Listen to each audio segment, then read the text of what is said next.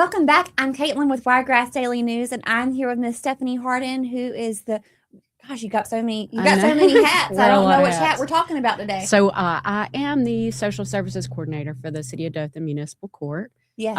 Today I'm actually here as a board member of SEACH, which is the Southeast Alabama Coalition for Homelessness. Right. And I wanted to talk about an event that we're doing at the end of this month. So nationwide, there is an event that takes place at the end of January all across the nation, where in the last 10 days of January, HUD, Housing and Urban Development, Right. Wants us to count the homeless people in each county. So with SEACH, we're responsible for, let me see if I can get this right, Coffee, Dale, Geneva, Henry, and Houston County. And I am the lead for the Houston County count this year. Yes. And obviously, it's hard to go out and count all the homeless people, right? Because they do gather in certain places, and because they're unhoused, it's not like you can go knock on the door. Right. You know? And so, again, with the no cell phone thing, right. Not many have cell phones, so it's hard to communicate. And when they do, they usually depend on Wi-Fi. Right. So what we've done is organized an event. Mm-hmm. And at this event, we want to provide services to the unhoused people in our community. Right. So all 5 of the counties have some sort of event that they're doing. In Houston County, our event is going to be January the 24th at the Dothan Housing Authority, which is 1001 Montana Street. It's the old Montana Magnet School. Mm-hmm. And at that event, actually have some vendors lined up that are going to be passing out hygiene products, hats, scarves, gloves, also passing out a lot of information about resources. As you know, and I've told you, we got so many great resources in the Wiregrass, so many nonprofit organizations and people that provide resources. Yes, we have talked about it. We have talked about it. There's so many open arms and open hearts, in our area. So we're going to have those people set up. And so far, I've got some Chris Cruz with Southern Man Barbershop. Oh, yeah. And some of his folks, as well as several other hairstylists are going to be out there doing free haircuts. At the event. At the event, yes. And the free haircuts usually, are pretty good at bringing them in. Right. I've got some nurses that are volunteering their time. We're going to have kind of a makeshift nurses station to do blood sugar, blood pressure checks, and just different testings. Yeah, just minimal things that we can do without a doctor. Right. Unless there's a doctor that would like to donate his time. If there's a doctor out there that would like to come, that's right. Please get in touch with Stephanie. Yes. So they're going to be set up there providing those services. I've got Jackie Snell with Alabama Department of Public Health is going to be doing HIV and STD testing. So we're going to just have a full, it's from 9 in the morning until 12. So from 9 to 12, we're going to have this event. And what I need now is for the unhoused people in our community to get there so we can provide these services to them. And this count is important because we report that number back to Congress. Congress uses that number to determine how much funding they're going to give us throughout the year to help with the unhoused people in our community. Right. So it's important that we count as many as we can. Right. So I've put out a call to action to try to get as many volunteers as I can. And I think so far we've got like 19 or 20 volunteers signed up, which is great because we'll have volunteers the day of the event in the event center, but we'll also break out into groups and they're going to go what we call street count. So they'll actually go out on the street to some of the places where the unhoused people. Now, is that how you get the unhoused to come to the event? You just kind of, you walk the beat, I guess. Yeah. So I've got tons of flyers that have been passing out to places like Mama Tina's Mission House and Love in Action in the Harbor, Living Hope, because they feed the unhoused throughout the week. Right. So they've been giving them the flyers just to say, hey, this event is this day and this is what we're going to be doing.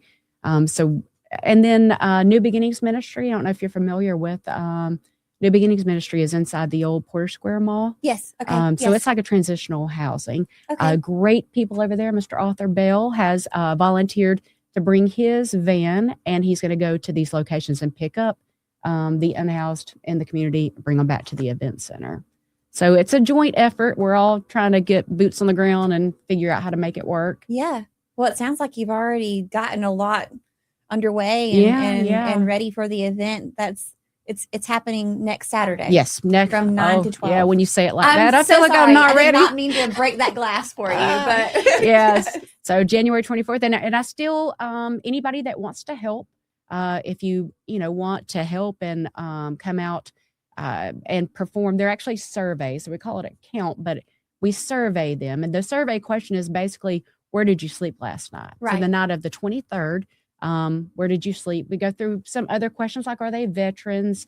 How long have they been homeless? Are they alone, or do they have a family? Because it's important we count all of those people. Right. And we also have resources. So if we do determine that the person is a veteran, we can connect them with resources, to help them with their needs as well. Right. But anybody that wants to come out and volunteer, still looking for donations of like hygiene products, hats, scarves, gloves, blankets, anything that the unhoused could use, especially as we approach the colder weather. Right. What a service that you do for the Wiregrass. Thank you. Yeah. Thank you. I like I said before we started the interview, you wear so many hats. Right. You really do. I get a lot of emails from this. I think most of Dothan does. Well, I mean, you do so much for the Wiregrass and work that is needed, work that's unseen. We're fortunate enough, most of us are fortunate enough to not have to think about that's right what you do. That's right. Yeah. But it's very and I think that's I feel led to help because I know that I am privileged. Right. I know that I am blessed. I'm lucky.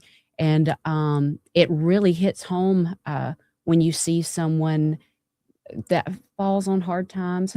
I mean, honestly, most of us are one paycheck or one cancer diagnosis away from being in their position. You're absolutely right. And we just can't take that for granted. It's important for us to join forces and help each other. And I agree. And that's why I think that this awareness is so important also. Right.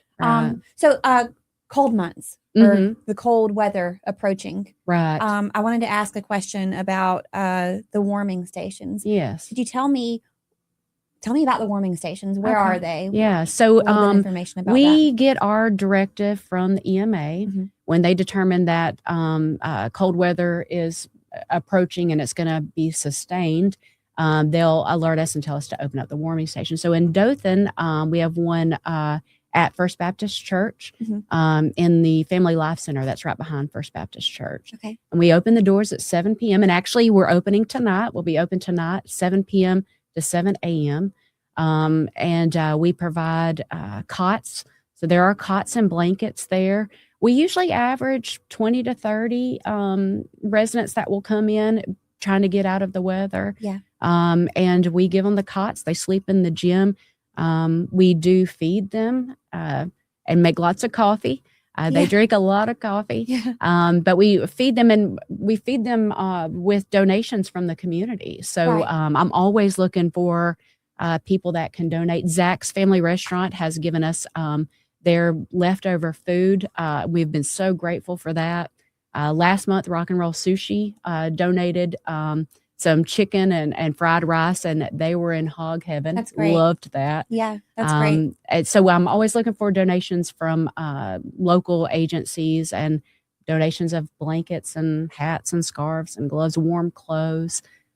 We'll bring in donations, and they dig through the clothes trying to find, warm sweatshirts and stuff to help them as the weather gets cold. So the guests that you have at the warming station, is it just the unhoused, or is it people who might live in a home that doesn't heat very well? Yeah. So we're not going to turn anybody away. Anybody that needs to get in from cold weather or inclement weather.